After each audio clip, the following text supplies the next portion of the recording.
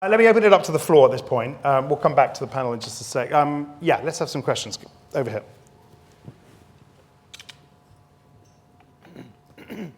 Thank you. My name is Paul Dickinson from CDP. If the government can't solve problems, and that's sustainability, then are you turning into public interest organizations? Is this a political meeting? Is Jim, writing a new Magna Carta? Sure, I can start with that. I think there is an extent to which that's probably true. The mission that we have that I just shared to accelerate the world's transition to sustainable transport, so none of you forget it when you go home. We think we exist because the industry as a whole has no particularly good reason to move away from petrol and diesel engines. And there are two main levers in order to achieve that. And one is regulatory and the other is competitive. So we're one half of that coin. And naturally in doing so, our goal is not to kill the other auto manufacturers, but it's to, I suppose, reduce to a footnote in history the diesel engine in particular and the petrol engine too. It should be like when we banned smoking from pubs, and frankly, none of us can remember a time or believe a time where this was allowed. Yeah. And yet here we walk down the most heavily polluted streets in Europe and breathing in, and I'll close with the number which will shock you. The government statistic says that 50,000 people a year die young in this country because of poor air quality. That's ignoring the asthma, the eczema, it's the deaths. I didn't know that before I worked for Tesla, but you all know now. So it's extraordinary. And 2 years ago, they published it at 29,000, so it went up. I think it's actually getting back to the root of what our companies were founded on. So when Unilever started 130 years ago, and was a startup, I guess, 130 years ago, there was a very deep sense of purpose around bringing hygiene, affordable hygiene, to Victorian area slums. And so for us, our journey on sustainability has really been getting back to the purpose of our business around basic hygiene and basic nutrition. And I think any company that is going to endure across the decades is a company that takes a social challenge at its core head on and runs with it and provides solutions to that. And that is just doing well by doing good. Okay, thank you. Yep, right here. Thanks.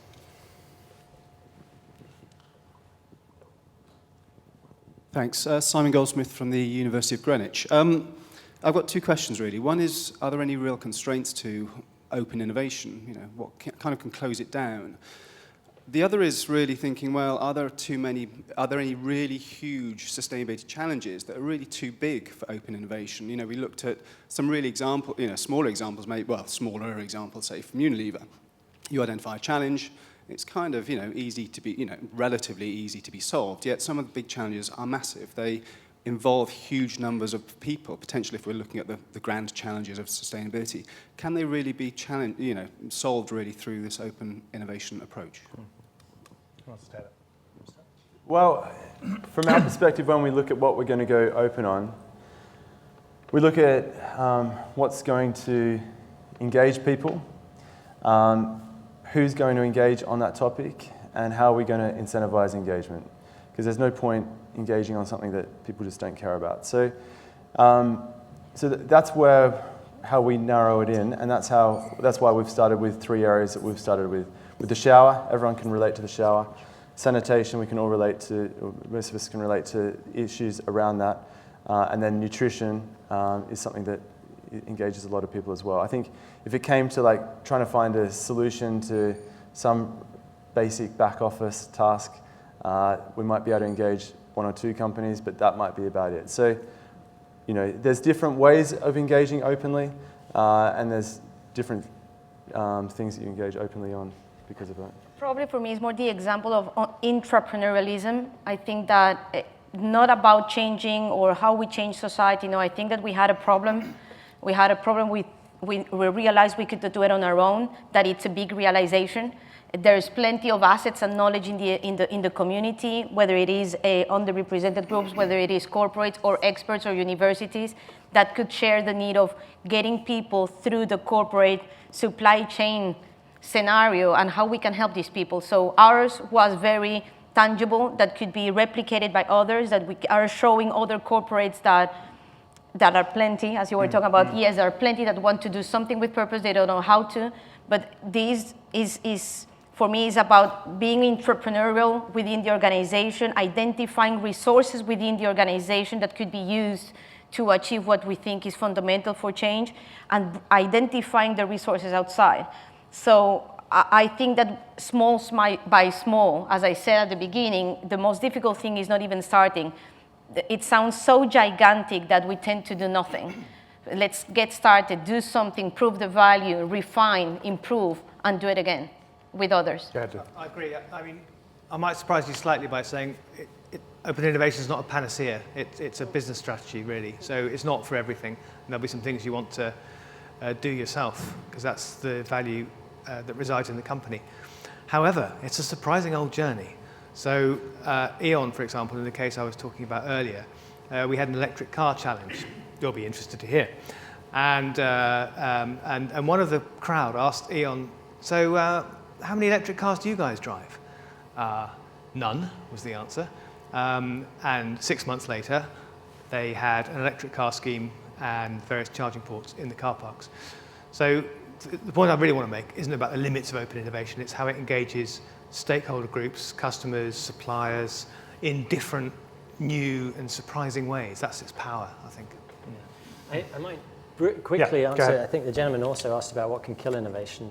I thought the entrepreneurialism point was absolutely beautiful, and it needs to come from the top. So, this also made me think of the E.ON example. I imagine that there was a person at the top of that organization that took that decision that said, we're preaching this gospel, but we are not following it. And it has then flowed down through the organization. No, it's just disconnected. Yeah. So, leadership is absolutely key. Okay. Yep. At the front here. Oh, yeah, go ahead, and then we'll come to the front. Hi, Sam Carson, Carbon Credentials. As somebody who fills out the applications for the Open Innovation for RBS, what happens when you're small? How do you navigate this effectively? What level of openness when you can actually be swallowed quite quickly? Any thoughts on that?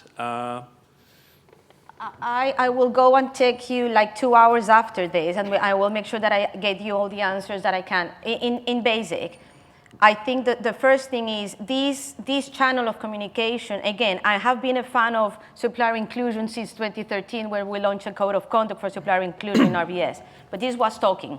Yes, we care about this thing, and actually just this first start was, we cannot talk about things we are not ready. We decided at that time to say, let's talk about things we care about. We might not be ready, but let's start putting this in the radar. The first thing on the gateway element is precisely creating this channel of communication that it's not easy to have between corporates and SMEs. Corporates do not have time to talk to SMEs, and let's be pragmatic. When I ask a corporate procurement to increase the number of SME suppliers and women-owned suppliers, they said, Marcela, we cannot afford increasing the till we have 55,000 suppliers in the world. So I'm not talking about increasing suppliers, I'm talking about rebalancing. I'm talking about getting the best for the job. So when you create a channel of communication between corporate and suppliers, bringing value to corporates, that if you bring this supplier, you can get faster innovation, agility, and cost, they start listening to that. So the other thing on the gateway platform is about, if you have an innovation, we have also recognized that was another difficult one for us, that we did not have enough knowledge within the organization. That was tough. We're a bank, and we tend to say that we are good at many things. We can prove that we're not, no. But one of the things was recognizing internally that we did not have enough knowledge regarding water, waste, or energy expertise. So the fact that we brought experts into, and I'm not overcrowding that, into the process for them to say this innovation is carbon effective, is innovative, is good, then you can consider it, help the innovators to, again, be more credible within the process to us. It was not just us saying, you are not good enough. We didn't think we were knowledgeable enough to say you're not good enough. But I will explain you some of these things and how you can engage, ask questions through the platform, how to engage and get your answers. Yep, let's take a question here. Hi, Molly Webb from the Climate Group. I'm picking up on your point, because one of my challenges trying to run market acceleration processes with multiple very different stakeholders for the last 8 years is that the companies design their own open innovation process, but don't really want to work together or integrate with other entities. And it's such a challenge to try and align all of these interests in order to achieve something that we think is also meeting the same mission, say, that Unilever has or that Tesla has. So I guess my question is, can you break out of, GE has their own, IBM has their own, everyone has their own open innovation process, but we're trying to solve these societal challenges.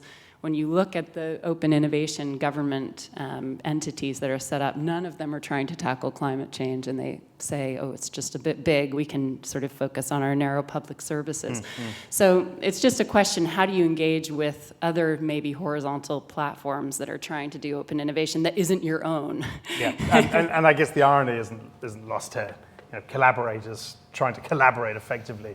I don't know, how do you do it? I think the first thing to realize there is each partner exponentially adds complexity. It's a sad reality of the reality that we exist in. And so things that look like a great idea and a very natural opportunity for collaboration, in practice often turn out to be far more complex because of two big partners than if they were alone. I think there's that saying, if you want to go fast, go alone.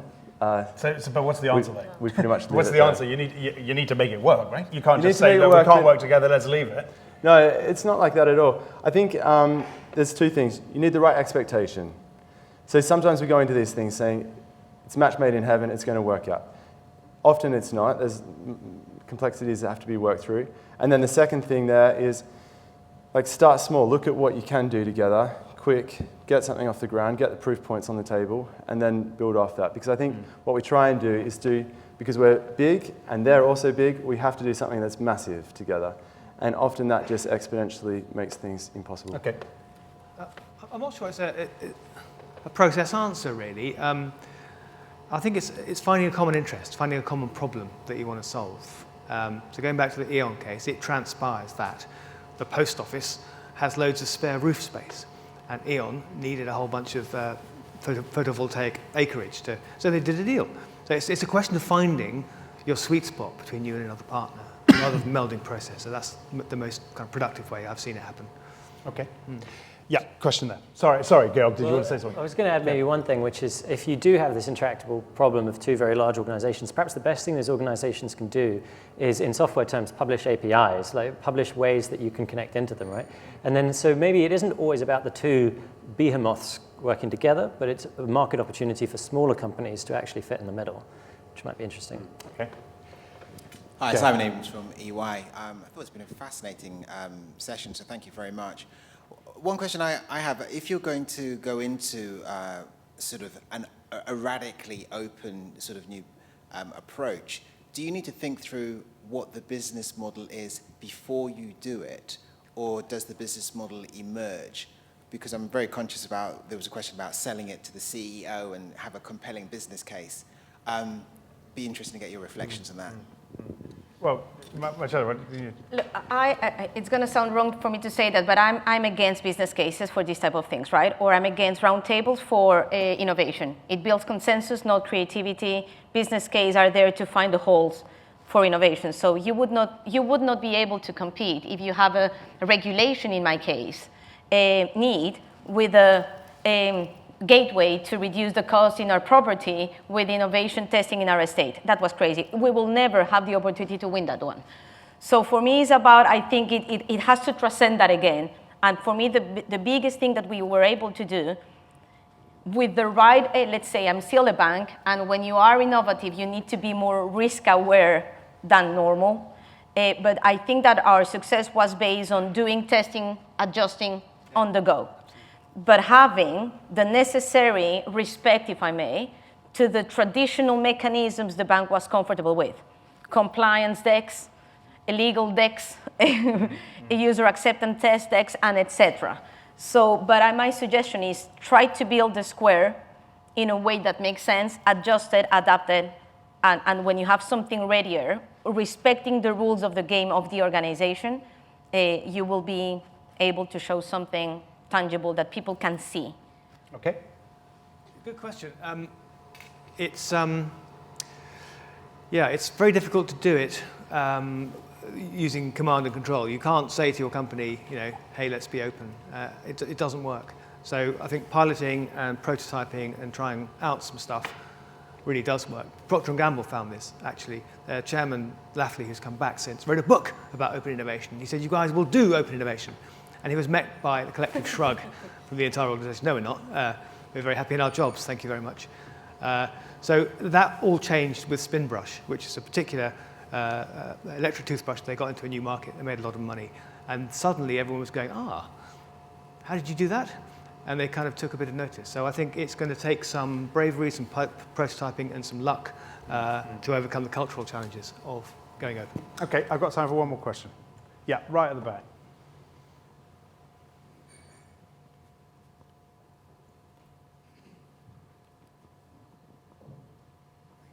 Hi there, Andy Cartland from Acre. My question is, does radical openness hold an enhanced advantage when few companies are yet to have engaged with it, first of all? So taking that a step further, when all companies reach 100% open, is there an advantage to being closed?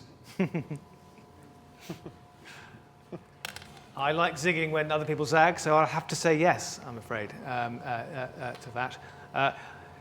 The last time I looked, about 60% of large companies in this country anyway had some kind of open innovation mechanism. So I don't see there's any limits to it right now. But yeah, there are some things you should keep secret. There are some things you should do in secret labs. Yeah, I mean, I also think we've made the point in different ways at different times tonight, but if you are not embracing this to a pretty significant degree, then you leave yourself open to being blindsided by competition. I've spoken to mobile phone companies about insurance products for cars. All right, so these are not industries that you would think would intersect, but they do. And I'm aware of at least one significant real estate company that now has an office at a place called Second Home, just off Brick Lane in East London, which is a tech innovation center. It's an amazing place if you ever get the chance to go. And this real estate company has based themselves there. Why? Because maybe the next Trulia or Zoopla is going to be born right under their noses and disrupt the industry. Go ahead. I'd like to hear from each of you on this one, actually, because it's a good one to end on. Do you get left? Yeah, so okay, on the last one, if the world is all open, it's going to be an advantage to be closed. No, I don't think so. I think that it's going to be so open that you cannot survive on your own, right? So I think that this is kind of the evolution of that. On the doing things open or not open, I personally go back into the business basics, right? We're not talking about, in our case, big stuff. It's just tactical, basic things to be done. And I think that you can decide how to do open and how to take it, whether it is just research, awareness, understanding of your environment, understanding of your customer, really knowing what is happening, what your customer really, really wants, up to getting this into your own company as a core. So you can decide the deviation of how you can decide and embrace openness, whether it is just simply to be more outside in looking than we were all. It used to be more inside out, or to take these into the operational effectiveness of your operation itself and your engagement with society and communities. Jeremy. When it comes to openness and open versus closed, I think in the future we probably won't make that distinction. I think we're going into an era where there is no other way except to be open. And I think it won't be a question of, is openness your competitive advantage? It'll be a question of responsiveness, how you organize, how you engage, how you motivate, how you invite your community to collaborate in an open environment. I think that will be the question of what defines organizations in the future.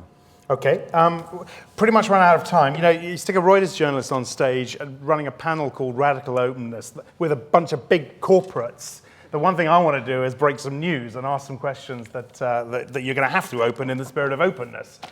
But I won't do that right now. How affordable is this new Tesla going to be? What, the Model 3? Yeah, the one that's coming out in, the Model 3, right? Just to explain, what you guys saw outside is our Model S. That's the saloon car. It starts at £55,000, goes up to 80, depending on how fast you want to do 0 to 60. So the £80,000 car does 0 to 60 in 3.1 seconds, which beats the McLaren F1 or the Ferrari 458 and all the rest of it. The next car we'll do will be an SUV crossover, and then the one after that is the one that you're talking about, Model 3, roughly 2017 in the US, 2018 here. And the price target for that is $35,000 before government incentives. So in today's money, 28 grand pounds before at the current. And the incentives are what, $8,000? Today it's $7,500 in the US, £5,000 here. So it's at that point, it's a relatively mass market car. Okay. Thank you very much to David, Georg, Marcella, and Jeremy. Thank you very much to you for your questions. I'm going to hand it back to Jim now.